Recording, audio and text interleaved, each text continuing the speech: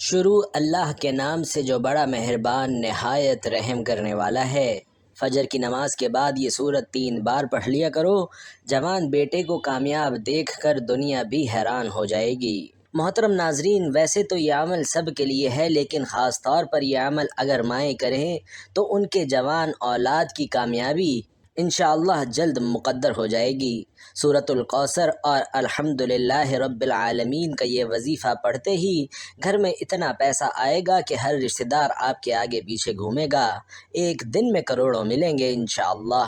آج ایک ایسا دولت کا خاص وظیفہ آپ کے حوالے کروں گا، یہ وظیفہ اتنا تیز ہے کہ 2 منٹ میں اثر کر جائے گا۔ ناظرین کرام، جس بندے کی کئی سالوں سے جیب خالی ہے، جو بندہ کئی سالوں سے غربت تنگ دستی کا شکار ہے، جس گھر میں کئی سالوں سے رزق اور دولت کی تنگ دستی ہے، جہاں رحمت و برکتوں کی بہاریں آج تک نہیں آئیں، وہ دنیا جہان کے تمام کام چھوڑ کے دولت کا وظیفہ کسی صورت مت چھوڑے۔ یہ دولت کا ایک خاص وظیفہ ہے کہ پڑھنے والا رب کعبہ کو راضی کر لیتا ہے، اور جس بندے سے رب راضی ہو جائے اس بندے کی ہر مشکل، ہر پریشانی، ہر تنگ دستی ختم ہو جاتی ہے۔ سورۃ الکوثر اور الحمدللہ رب العالمین کا کمال ہر کوئی جانتا ہے، لیکن اگر کوئی نہیں جانتا تو آج یہ وظیفہ بتائے گئے طریقے سے میرے کہنے پر ایک بار کر کے دیکھیں، آپ تمام وظیفوں کو بھول جائیں گے۔ صرف ایک بار پڑھنے کی دیر ہے۔ یہ وظیفہ آج تک جس کسی کو بتایا، جس کسی نے پڑھا، رب نے بے شمار رحمت و برکتوں سے نوازا۔ ناظرین، یہ وہ صورت ہے جس سے آپ کی تمام پریشانیاں ختم ہو جاتی ہیں۔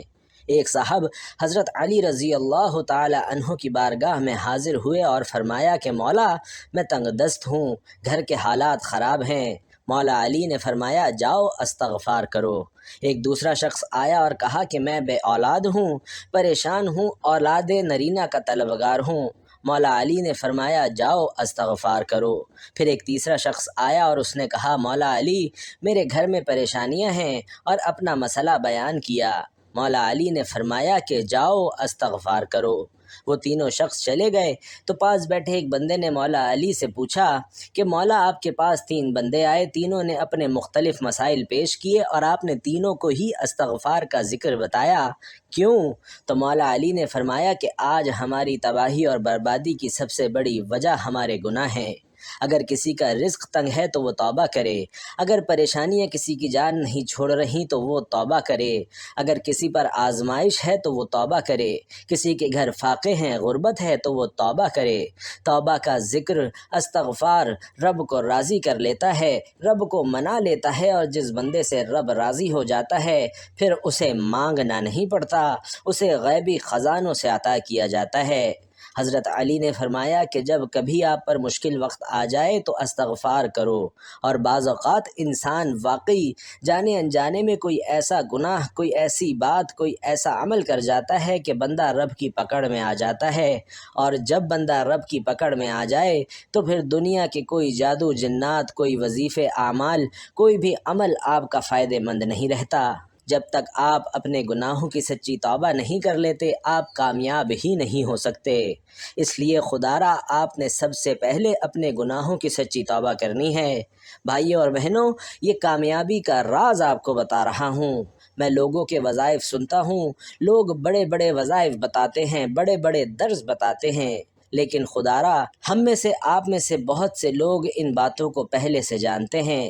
تو مقصد کیا ہے کہ کوئی ایسا عمل بتایا جائے جو ہمیں واقعی کامیاب کر دے۔ تو استغفار ایک ایسا عمل ہے جو ہمیں گناہوں سے چھٹکارا دلا سکتا ہے۔ بھائیوں اور بہنوں، ہمارے گناہ ہی ہیں جس کی وجہ سے ہماری تباہی اور بربادی بڑھتی جا رہی ہے اور ختم ہونے کا نام ہی نہیں لے رہی۔ آپ اس تباہی اور بربادی سے بچنا چاہتے ہیں تو استغفار کی کثرت کریں۔ استغفار کے لغوی معنی مغفرت طلب کرنا ہے، اور مغفرت گناہ کے شر سے بچنے کو کہتے ہیں۔ دین اسلام میں استغفار کی بڑی اہمیت ہے، اور قرآن کریم میں بہت ساری آیات موجود ہیں جو مغفرت اور استغفار کے بارے میں بتاتی ہیں۔ کچھ آیات اس کے بارے میں حکم دیتی ہیں، کچھ اس کی طلب کے بارے میں ہیں، اور کچھ اس کی تعریف بیان کرتی ہیں۔ سورۃ النساء میں اللہ رب العزت نے نبی محترم صلی اللہ علیہ وسلم کو حکم دیا اور فرمایا، اور اللہ تعالیٰ سے بخشش مانگو، بے شک وہ بخشنے والا، مہربانی کرنے والا ہے۔ سورۃ المزمل میں رب کریم نے مومنوں کو اس بارے میں حکم دیا کہ اللہ تعالیٰ سے بخشش طلب کرتے رہو، یقیناً وہ بخشنے والا مہربان ہے۔ اور خاتم المرسلین صلی اللہ علیہ وسلم کا فرمان ہے کہ میں اللہ سے دن میں 100 بار بخشش طلب کرتا ہوں۔ ناظرین، اس سے استغفار کی اہمیت اور افادیت واضح ہوتی ہے۔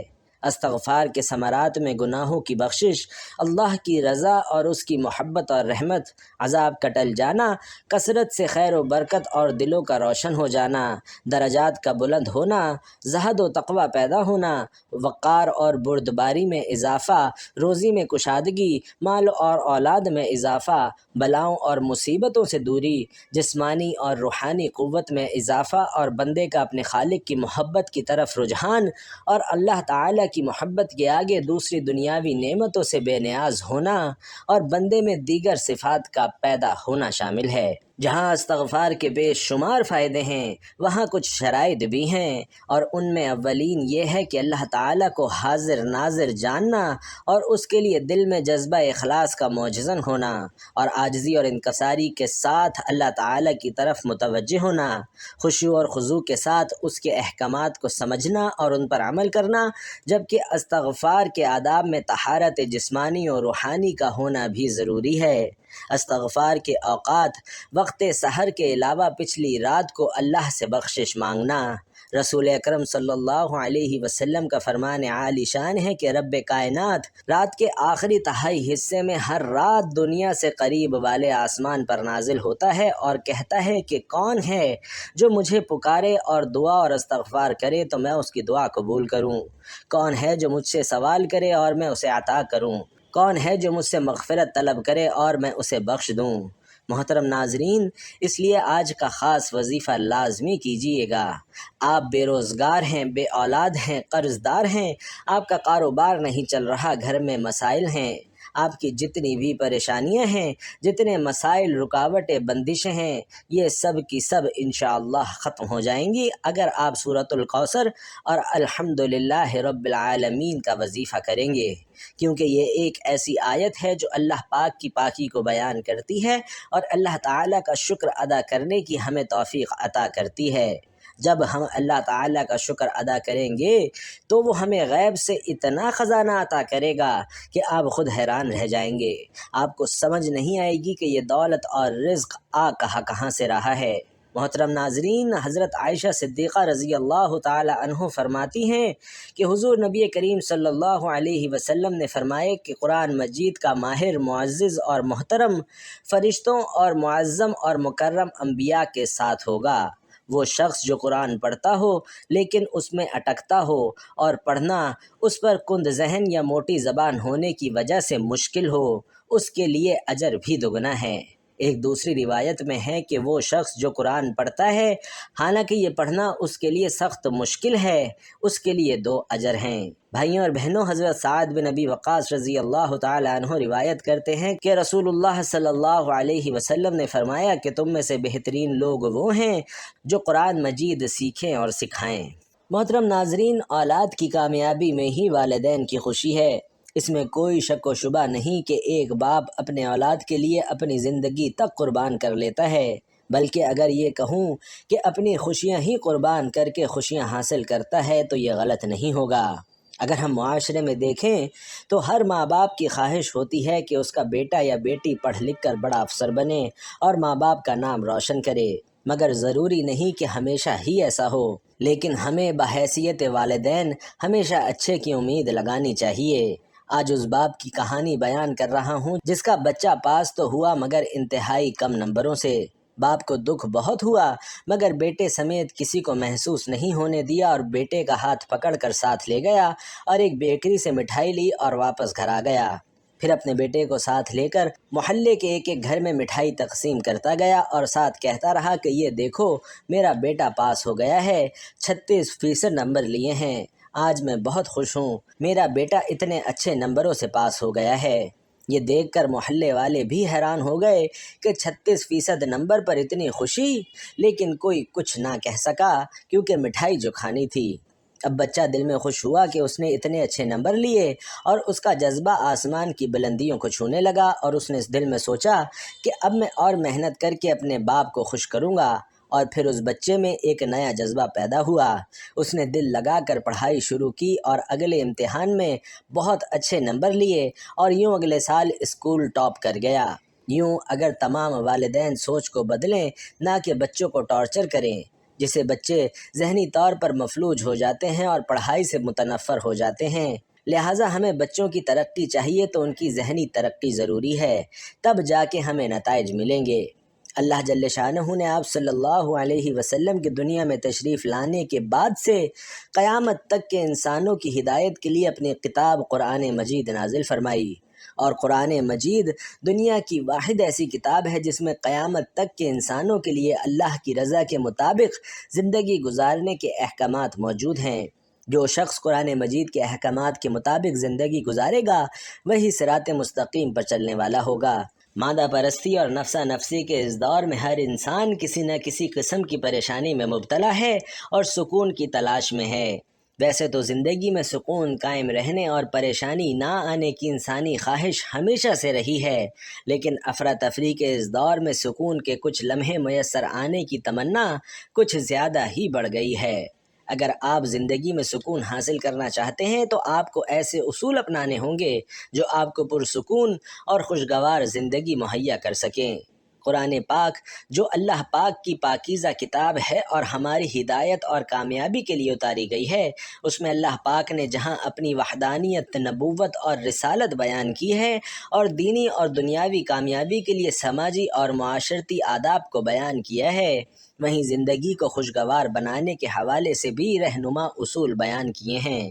ان اصولوں کو جان کر اور اگر ان پر عمل کیا جائے تو زندگی کی بہت سی پریشانیوں اور مشکلات کو ختم کر کے اسے خوشگوار بنایا جا سکتا ہے۔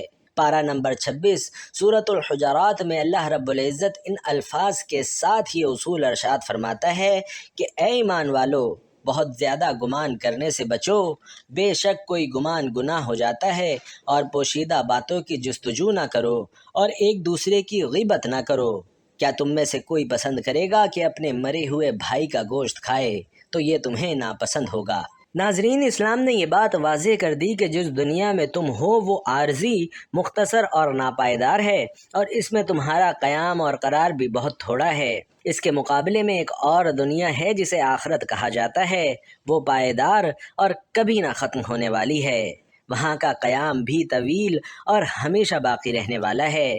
قرآن مجید میں ارشاد ہے کہ دنیا کی یہ زندگی تو محض عارضی، مختصر اور کھیل تماشا ہے، البتہ آخرت کے گھر کی زندگی ہی حقیقی زندگی ہے، کاش یہ جانتے ہوتے۔ پس ناظرین، یہ معلوم ہو جانے کے بعد کہ دنیا بھی عارضی ہے اور یہاں کا قیام بھی عارضی ہے، اس کے باوجود مستقل اسی میں پڑ جانا نادانی بلکہ بے عقلی کی علامت ہے۔ انسان خوب جانتا ہے کہ اسے موت آ کر رہے گی اور پل بھر میں اس کی خواہشات کا خاتمہ کر دے گی، دنیا چھوٹ جائے گی اور دنیا والے اس سے بچھڑ جائیں گے۔ اس کے باوجود وہ غیر ضروری کاموں میں الجھا ہوا ہے۔ کامیاب زندگی کے لیے ضروری ہے کہ مختصر وقت کو کام میں لایا جائے اور پل پل اس کی حفاظت کی جائے۔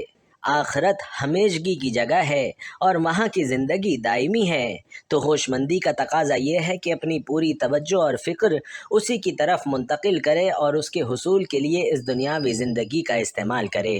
قرآن مجید میں آخرت کی دائمی زندگی کو واضح الفاظ میں بیان کیا گیا ہے اور اس کی طرف توجہ دلاتے ہوئے اس کی فکر کرنے کی ترغیب دی گئی ہے۔ ارشاد ہے کہ اے لوگوں، کیا ہو گیا ہے کہ تم کو موت کی حقیقت جاننے اور آنکھوں سے دوسروں کے مرنے کا مشاہدہ کرنے کے باوجود پھر بھی تم لوگ دنیاوی زندگی کو مقدم رکھتے ہو، حالانکہ آخرت کئی زیادہ بہتر اور کئی زیادہ پائیدار ہے۔ اس زندگی کو کامیاب بنانے کا نسخہ ناظرین خدا کی بندگی اور اس کی فرما برداری ہے۔ اس سے جہاں دنیاوی زندگی درست ہوتی ہے اور سکون اور اطمینان کا باعث بنتی ہے، وہیں آخرت کی کامیابی اور وہاں کی دائمی زندگی کی خوشیاں بھی حاصل ہوتی ہیں، اور اس کا احساس یہاں کی زندگی میں تازگی اور مسرت پیدا کرتا ہے۔ مگر بہت سے لوگ اب بھی آخرت سے غافل ہو کر دنیاوی زندگی میں الجھے ہوئے ہیں اور حقیر دنیا کے پیچھے پڑے ہوئے ہیں۔ قرآن مجید نے ان لوگوں کو جو آخرت سے غافل ہو کر دنیا سے چمٹ جاتے ہیں اور اپنی غفلت سے باخبر ہونا نہیں چاہتے، ان پر افسوس کا اظہار کیا ہے اور ان سے پوچھا ہے کہ کیا تم آخرت کے مقابلے میں دنیاوی زندگی پر راضی ہو چکے ہو؟ اگر ایسا ہے تو یاد رکھو کہ دنیاوی زندگی کا مزہ آخرت کے مقابلے میں کچھ بھی نہیں مگر تھوڑا سا ہے۔ دنیاوی زندگی کا قیام بہت تھوڑا اور مختصر ہے۔ یہاں تو نہ ہر خواہش پوری ہو سکتی ہے اور نہ ہی زندگی کا مکمل سکون حاصل ہو سکتا ہے، بلکہ یہاں کی زندگی کا حساب وہاں دینا ہے۔ ہر چھوٹی بڑی چیز کے متعلق وہاں پوچھا جائے گا۔ جو جتنا سامان زندگی اکٹھا کرے گا اتنا ہی بوجھ اپنے سر پر لاد کر لے جائے گا، اور جو جتنا کم سامان رکھے گا اتنے ہی کم سوالات اس سے کیے جائیں گے۔ محسن انسانیت صلی اللہ علیہ وسلم نے ہمیں تعلیم دی کہ انسان زیادہ کی فکر نہ کرے بلکہ کم سے کم چیزوں پر قناعت کرے، کیونکہ دنیا اس کے لیے مسافر خانہ ہے اور مسافر اتنا ہی سامان اپنے ساتھ رکھتا ہے جتنے کی ضرورت ہو۔ حضرت عبداللہ بن عمر رضی اللہ تعالی عنہ فرماتے ہیں کہ ایک دن آپ صلی اللہ علیہ وسلم نے میرا کندھا پکڑ کر فرمایا، دیکھو دنیا میں ایسے رہو گویا تم اجنبی ہو یا راستہ چلتے مسافر ہو۔ ناظرین، اگر انسان غور و فکر سے کام لے، اسلامی اصولوں اور نبوی سیرت کے مطابق زندگی گزارنے لگے تو اسے قدم قدم پر محسوس ہوگا کہ زندگی کس قدر سہل اور آسان ہے، سادگی میں عافیت ہے اور بیجا تکلفات میں تکلیف ہے۔ انسان پر تکلیف آتی نہیں بلکہ وہ خود لاتا ہے۔ انسان چاہے تو بہت کم خرچ میں اپنی ضروریات کی تکمیل کر سکتا ہے اور بقیہ کو دوسروں کی خدمت میں صرف کر سکتا ہے، اور در حقیقت جینا بھی اسی کا نام ہے کہ جو دوسروں کے لیے ہو۔ انسان چاہے تو جسمانی و ذہنی تھکاوٹ اور دیگر پریشانیوں سے خود کو دور رکھ سکتا ہے، مگر اس کے لیے اسے کفایت شعاری، سادگی اور بقدر ضرورت پر عمل کرنا پڑے گا، جیسا کہ اس وقت بہت سے لوگ کرتے ہوئے دکھائی دے رہے ہیں۔ موجودہ حالات نے ہمیں بہت کچھ سکھایا ہے، بس ہمیں سمجھنے اور سیکھنے اور اس کے مطابق اپنی زندگی کو ڈھالنے کی ضرورت ہے۔ اگر ہم زندگی میں سکون اور اطمینان چاہتے ہیں اور بقیہ زندگی کو پربہار بنانے کا ارادہ رکھتے ہیں تو قرآنی اور نبوی نسخے پر عمل کرنا ہوگا۔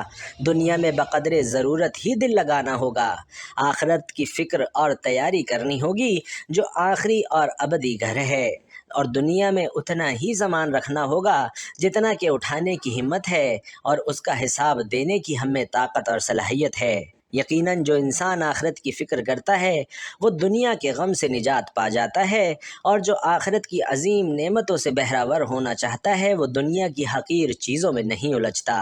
اس کے نتیجے میں وہ دنیا کے غم سے آزاد ہو کر زندگی گزارتا ہے اور کہتا ہے کہ زندگی تو کتنی آسان ہے۔ آئیے ناظرین، آج کے وظیفے کی طرف چلتے ہیں۔ آپ نے یہ وظیفہ فجر کی نماز کے بعد پڑھنا ہے۔ باوضو مصلی پر بیٹھ کر آپ نے سب سے پہلے ایک بار اعوذ باللہ من الشیطان الرجیم پڑھنا ہے اور ایک بار بسم اللہ الرحمن الرحیم پڑھ کر وظیفے کا آغاز کرنا ہے۔ نبی کریم صلی اللہ علیہ وسلم کی ذات اقدس پر 3 مرتبہ درود پاک پڑھنا ہے۔ آپ چاہیں تو آسان اور مختصر سا درود صلی اللہ علیہ وسلم پڑھ لیں یا صلی اللہ علی محمد پڑھ لیں، لیکن اگر آپ درود ابراہیمی پڑھتے ہیں تو یہ سب سے زیادہ فضیلت والا ہے۔ پیارے آقا صلی اللہ علیہ وسلم بھی تمام درودوں میں درود ابراہیمی ہی سب سے زیادہ محبوب رکھتے تھے۔ ناظرین، درود پاک پڑھتے ساتھ ہی سب سے پہلے عاجزی کے ساتھ آپ کی جو بھی نیت ہو، آپ کا جو بھی مقصد ہو، اس کی نیت کرنی ہے۔ مقصد جتنا بڑا ہو، یہ نہیں دیکھنا کہ یہ ناممکن ہے، دیکھنا یہ ہے کہ آپ مانگ کس ذات سے رہے ہیں جو عرش الہی کا رب ہے، خزانوں کا مالک ہے۔ آپ اس رب سے مانگ رہے ہیں جس کے قبضہ قدرت میں دونوں جہانوں کی بادشاہت ہے، اور وہی آپ کو عطا کرے گا، کیونکہ بے شک وہی ہر چیز پر قادر ہے اور بہت غفور الرحیم اور بے نیاز ہے۔ آپ انشاءاللہ جو مانگیں گے آپ کو مل جائے گا۔ اپنے مقصد کی نیت کیجئے۔ اگر آپ گھر، گاڑی، دولت، شہرت جو بھی چاہتے ہیں وہ مانگ لیجئے۔ آپ کو اپنے مقصد کی نیت کرنے کے بعد وہیں بیٹھے بیٹھے اپنی آنکھوں کو بند کرنا ہے اور پوری توجہ اور دھیان کے ساتھ وظیفہ پڑھنا شروع کر دینا ہے۔ ناظرین، درود پاک پڑھنے کے بعد آپ نے ہاتھ کی انگلیوں پر یا تسبیح کے دانوں پر الحمدللہ رب العالمین 100 بار پڑھنا ہے۔ آپ نے 100 دانوں کی تسبیح مکمل پڑھنی ہے، 100 بار پڑھنا ہے، اور جب آپ کی زبان سے الحمدللہ رب العالمین نکل رہا ہو تو آپ کے ذہن میں کوئی اور خیال نہیں ہونا چاہیے، آپ کے ذہن میں صرف اپنا مقصد ہونا چاہیے اور آپ روتے ہوئے تڑپتے ہوئے رب کعبہ سے مانگتے چلے جائیں۔ یقین کیجئے اللہ تعالیٰ آپ کی نسلوں کو آباد کر دے گا۔ جس گناہوں کی پکڑ کی وجہ سے رب نے آپ کا رزق تنگی کیا ہے، آپ کے گھر میں پریشانیاں ہیں، فاقے، غربت، تنگ دستیاں ہیں، اس صورت کی، اس آیت کی فضیلت و برکت سے ہر طرح کی پریشانیاں، ہر طرح کے گناہ اور ہر طرح کی بندشیں ٹوٹ جائیں گی اور کامیابی انشاءاللہ آپ کا مقدر ہوگی۔ 100 دانوں کی ایک تسبیح پڑھنے کے بعد اب دوسرے نمبر پر جو وظیفہ آپ نے کرنا ہے وہ رب کے 2 ناموں کا وظیفہ ہے، اور وہ نام ہیں یا رزاقو یا فتاحو۔ ناظرین 11 بار آپ نے یا رزاقو یا فتاحو کا وظیفہ پڑھنا ہے۔ یا رزاقو یا فتاحو ملا کر پڑھیں گے تو 1 شمار ہوگا، اور اس طرح آپ نے 11 بار مکمل کرنا ہے۔ یا رزاقو مطلب اے رزق دینے والی ذات، اے مشکلوں پر قابو پانے والی ذات، اے کامیابی دینے والی ذات۔ یا رزاقو یا فتاحو کو پکارنے کی دیر ہے، عرش الہی سے فرشتے زمین پر اتریں گے اور آپ کے لیے کامیابیاں چھوڑ جائیں گے۔ یعنی ناظرین نبی پاک صلی اللہ علیہ وسلم پر درود پاک پڑھنے کے بعد پہلے نمبر پر الحمدللہ رب العالمین کا وظیفہ 100 بار پڑھنا ہے، اور پھر دوسرے نمبر پر یا رزاقو یا فتاحو کا وظیفہ آپ نے 11 بار پڑھنا ہے۔ اب تیسرے نمبر پر جو آخری وظیفہ آپ نے پڑھنا ہے وہ سورۃ الکوثر کا وظیفہ ہے۔ آپ نے سورۃ الکوثر صرف اور صرف 3 بار پڑھنی ہے، اور 3 بار سورۃ الکوثر پڑھ کر آپ کا وظیفہ مکمل ہو جائے گا۔ اب کامیابی کا کیا راز ہے کہ اس کو پڑھ کر اپنے رب کا شکر ادا کیا اور اس کی پاکی بیان کر کے اپنے گناہوں کو بخشوا لیا، رب کو راضی کر لیا، تو اب انعام لینے کا وقت ہے۔ یا رزاقو سے رزق ملے گا، رزق کے 300 دروازے کھلیں گے۔ یا فتاحو سے کامیابی آپ کا مقدر ہوگی۔ سورۃ الکوثر سے انشاءاللہ آپ کے گھر کے حالات بدل جائیں گے، بے سکونی اور بے برکتی ہمیشہ کے لیے ختم ہوگی۔ اللہ پاک سے دعا ہے کہ ہم اللہ سے جو مانگیں وہ عطا فرمائے، جو نہ مانگ سکے وہ بن مانگے عطا فرمائے۔ ناظرین گزارش ہے کہ اللہ تعالیٰ کے 99 ناموں میں سے 2 صفاتی نام، 2 انتہائی طاقتور نام یا رحمان و یا رحیم کمنٹ باکس میں ضرور لکھ دیجیے گا۔ اللہ پاک ہم سب کا حامی و ناصر ہو، آمین یا رب العالمین۔